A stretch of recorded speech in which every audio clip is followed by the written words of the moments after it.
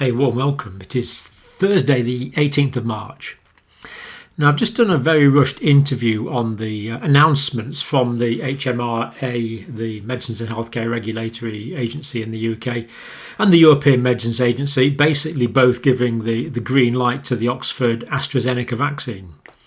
But it's a bit nuanced, so I want to look at it in a bit of detail now, and there is some pretty interesting stuff here.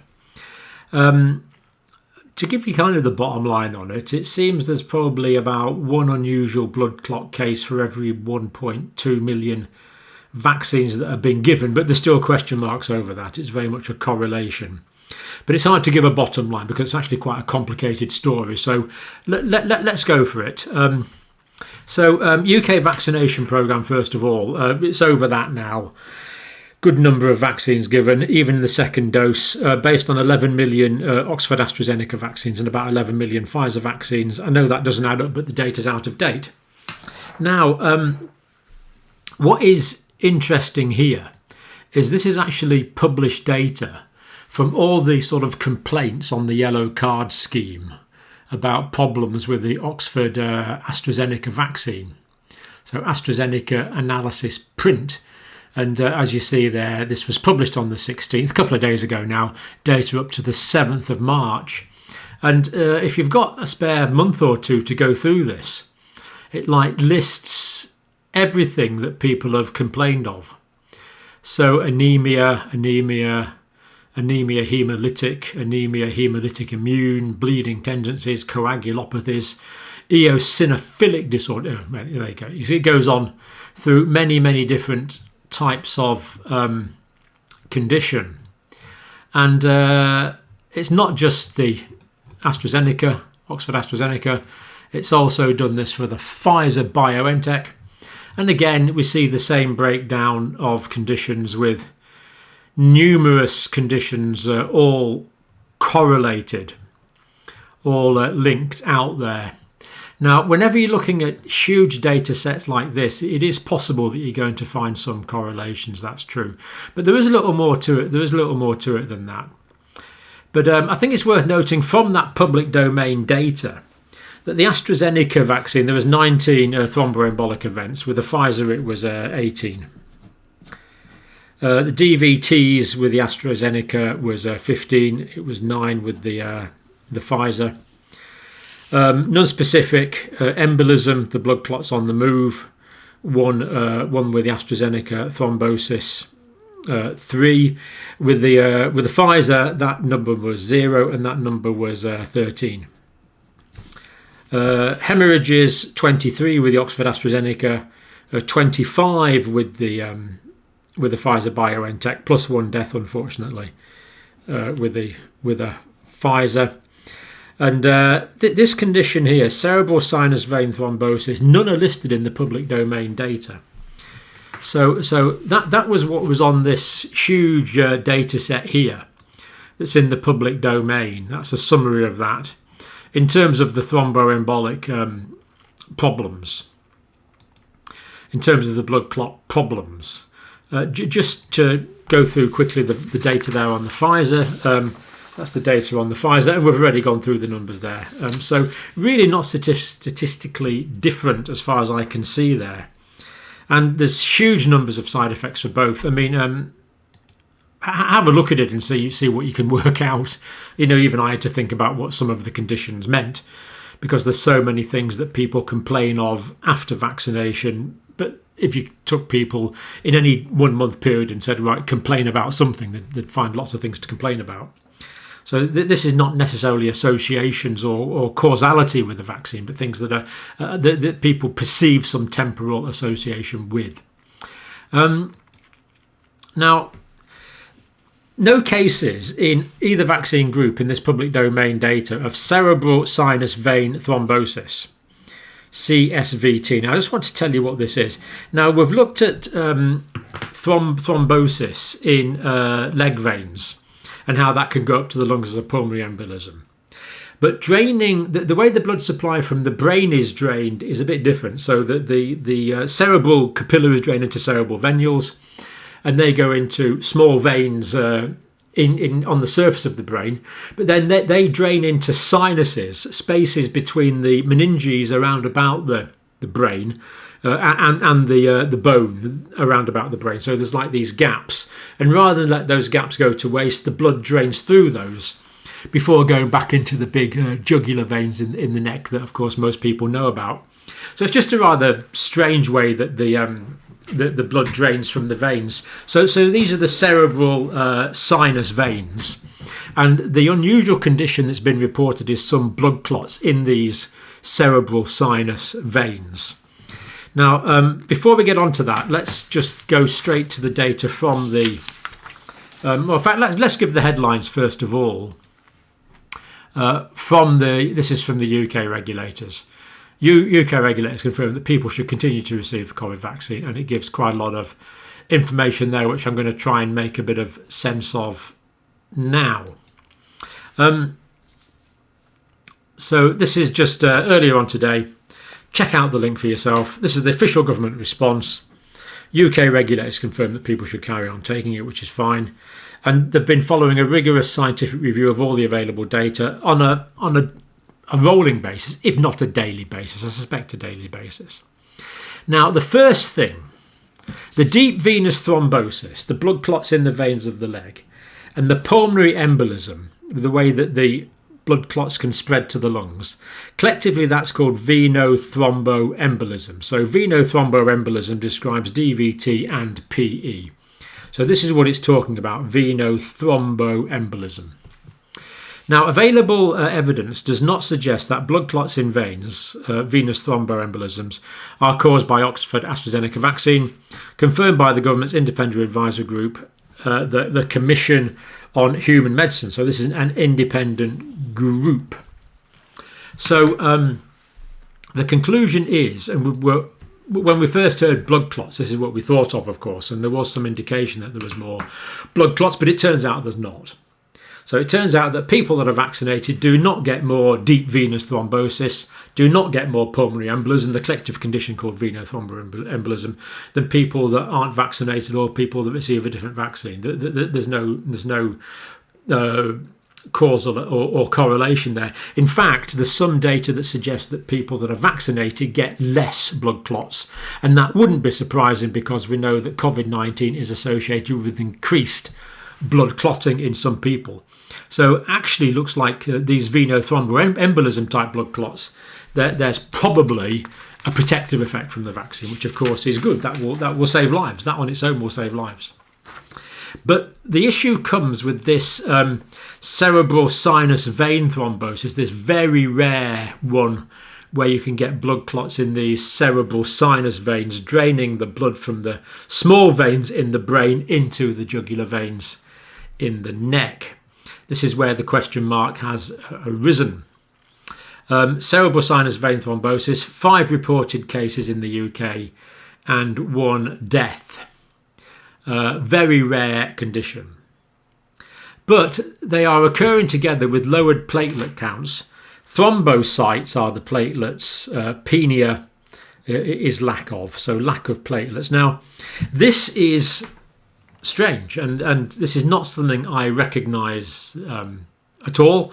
Some haematologists might have seen it before, but I'd certainly never heard of it, and I've looked in the standard medical books and it's not there, where you get a lowering of platelets, which you would think would cause bleeding side effects, and yet you get these blood clots in these cerebral veins. It doesn't quite make sense, and I don't pretend to fully understand that yet, but it doesn't matter because we've got a lot of data.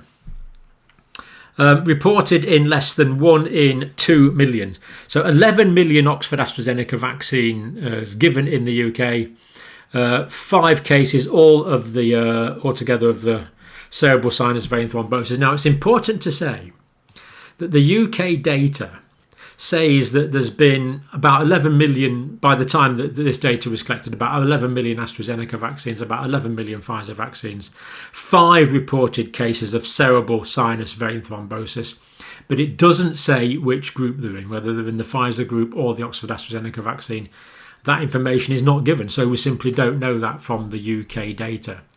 And a comparison would certainly be interesting. And the European Medicines Agency and the UK data don't give information about other risk factors, such as oral contraception, which is an increased risk factor for that, but that's not mentioned. So it could be that this is a correlation unrelated to the vaccine. But the numbers do seem to be significant, that the vaccine and this very rare condition are somewhat correlated, albeit at a rate of 11 million vaccines and 5 cases, 1 death as a result of those 5 cases. So that's kind of 1 case per 2.2 million vaccines, isn't it? Of course, this occurs anywhere in the community. It's very rare. A causal association with the vaccine has not been established, certainly not. So you can't say the vaccines caused it. This is a correlation. And we often know that correlations do not result in causality eventually being identified. HMRA's advice, vaccine continues. So continue the vaccine because it greatly outweighs the risk. But by 1,000 to 1, it outweighs the risk.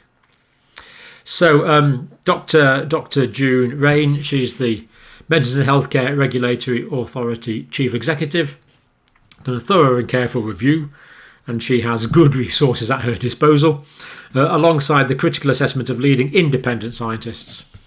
Shows that there's no evidence that the blood clots in veins is occurring more than would be expected in the absence of vaccine for either vaccines. Now that is talking about the venous So she's happy that that's no longer an issue. That's the DVT and the PE. We did full diagrams of explaining all this in great painful detail just recently if you want to revise up on that. Risk of dying of COVID is about 1,000 times more than these complications for most people. So 1,000 times more likely to die from COVID than suffer from one of these fatal side effects. Now, talking about the cerebral sinus vein thrombosis now, particularly from the UK data. So 11 doses of AstraZeneca vaccine. That would mean that there's 1 case of this cerebral sinus vein thrombosis in 2.2 million vaccines. And there's been 1 fatality, so that would give us an incidence of 1 fatality per million vaccines. Now, there's some newspaper reports, and I can't take it more than this because it's not from the government website, but there's some newspaper reports, and we're pretty sure the death in the UK was a man, sadly. But it's looking like, for some newspaper reports, that these 5 cases in the UK were men. Looking like they may be all men, from some newspaper reports, whereas the European cases were mostly women. We believe nearly all of them were women in the 13 cases reported in the European Union, total of 18 cases all together. So if it is the case that there were men in the UK and women in the European Union, that may indicate that there's something else going on here other than the vaccine. Curious, more questions still to be answered. But a link to the vaccine is unproven. These are direct quotes, of course, from the website. The benefit of the vaccine in preventing COVID-19 with its associated risk of hospitalisation and death continue to outweigh the risk of any potential side effects. But they do say anyone with a headache that lasts for more than 4 days after the vaccination, or bruising, which could indicate the lack of platelets. Bruising, but a bruise is just blood in the tissue spaces. That's all a bruise is. So when you bash yourself, you damage some of the capillaries. Blood leaks out into the tissue spaces. That blood deoxygenates, so it goes very dark coloured. And that's what a bruise is. And then it's actually broken down into a substance called bilirubin over a few days, and that's why it goes yellow as the phagocytes remove it. So that's all a bruise is. But that can indicate bruises can also occur if there's a coagulopathy, if the blood's not clotting properly. So it is saying look out for that. Now, headache after vaccination, of course, is uncommon, but they're saying if it lasts for more than 4 days, then report it, even though it seems to be only 1 case in a couple of million vaccinations. Because, of course, we know mild light flu symptoms remain one of the most common side effects, and that includes headache. So these are common side effects after vaccination, as we already know. These generally appear within a few hours and resolve within a day or 2. But not everyone gets them, as we've looked at the probability of getting side effects from vaccines before. Now, this professor here is chair of the Commission on Human Medicines, which is the independent advisory scientific body, and talking about these 5 cases of the sinus vein thrombosis. Further work with expert haematologists is underway, as you'd expect, specialist blood doctors, to further understand the nature of these cases, whether there's a causal association with any of the vaccines. So again, you see, they're not saying any particular vaccine, they're just saying, see if there's a causal association with any of the vaccines according to the UK data, whereas the Europeans have not published data comparing the Oxford AstraZeneca with the Pfizer. We don't have that comparative data set. Very frustrating. Quite a big omission from the European data, actually. Whereas the UK is saying no association with any of the vaccines.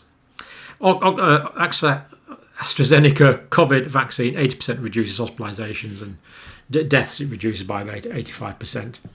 And it reduces your chances of getting it by about 60%. So we know this is, and of course, if you reduce your chance of hospitalisation by 80%, you're reducing your chances of death as well. So we know that's a massively significant effect.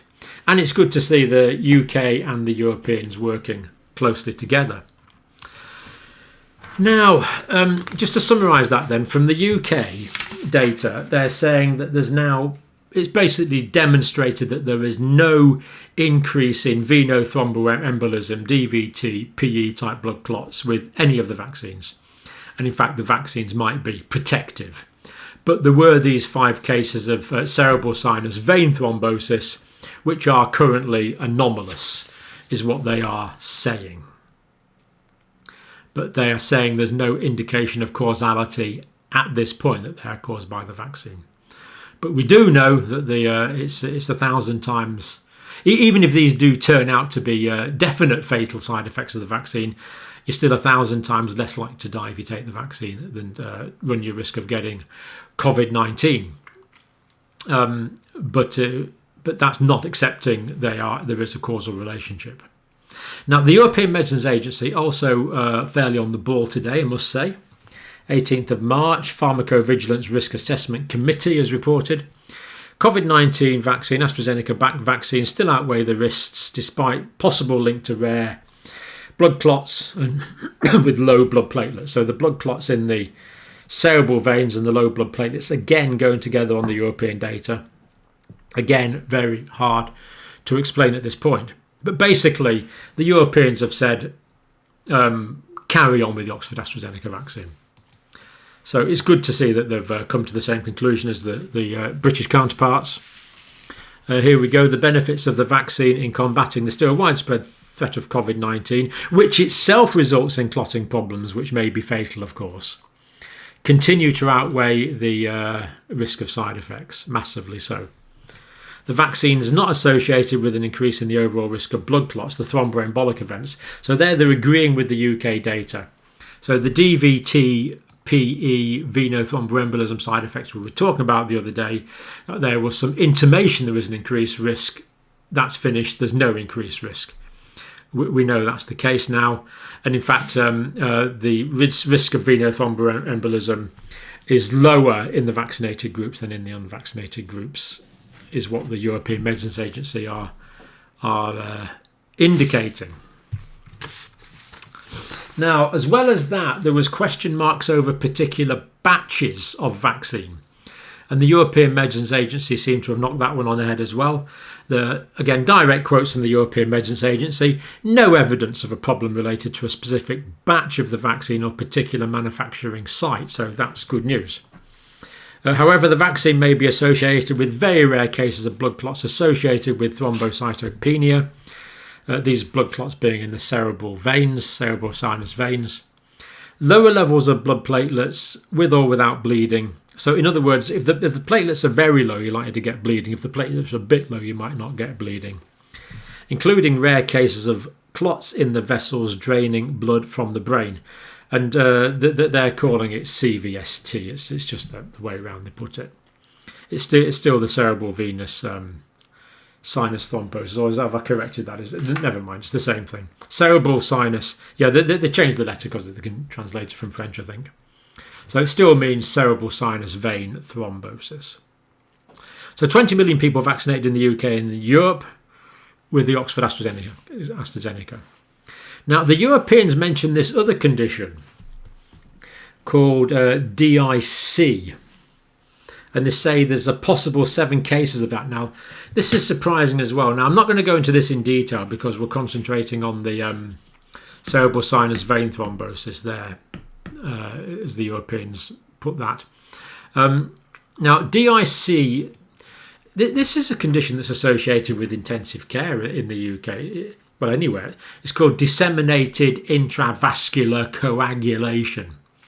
Disseminated means it's all over the body. Intravascular means it's inside the blood vessels, and coagulation means the blood clots. So they seem to have in the UK. There's no reports of DIC. In Europe, there's 7 reports of DIC after the Oxford AstraZeneca vaccine. But crucially, they don't report if there's any cases after the Pfizer and Moderna vaccine. So we don't have a comparison group for that, so it doesn't mean very much. And likewise, in the chronic cerebral sinus vein thrombosis, 18 cases, so that there was 5 in the UK, so that means there's 13. That's right, isn't it? 13, 14, 15, 16, so yeah, that's right. 13 cases in the European Union area of this. But again, this is not compared with the Pfizer vaccine. So there's no comparison going on here, which is strange. Now, I'm not saying this is deliberate, but it's strange that they haven't done a comparison between the 2 types of vaccine. And they don't seem to have accounted for oral contraception. So it is strange. It is strange. So a causal link with a vaccine is not proven, but is possible and deserves further analysis. So the Europeans being a bit more suspicious than the Brits, but that's okay. So disseminated intravascular coagulation and cerebral sinus vein thrombosis reported from member states. 9 resulted in deaths of both of these conditions combined. So there was 9 deaths. Mostly under 55s, mostly women, whereas in the UK we think it's mostly men as far as we know. So the disseminated intravascular coagulation, a bit of another complication with the European data, and we don't have UK data on that yet. But as I say, the Europeans are not publishing this compared to other vaccines or the risk of COVID-19.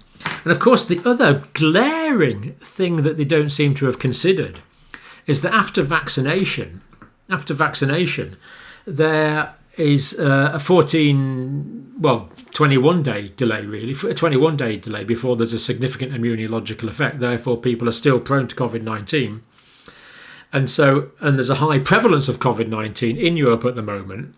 So is it possible that some of these cerebral sinus vein thrombosis conditions were actually caused by COVID-19?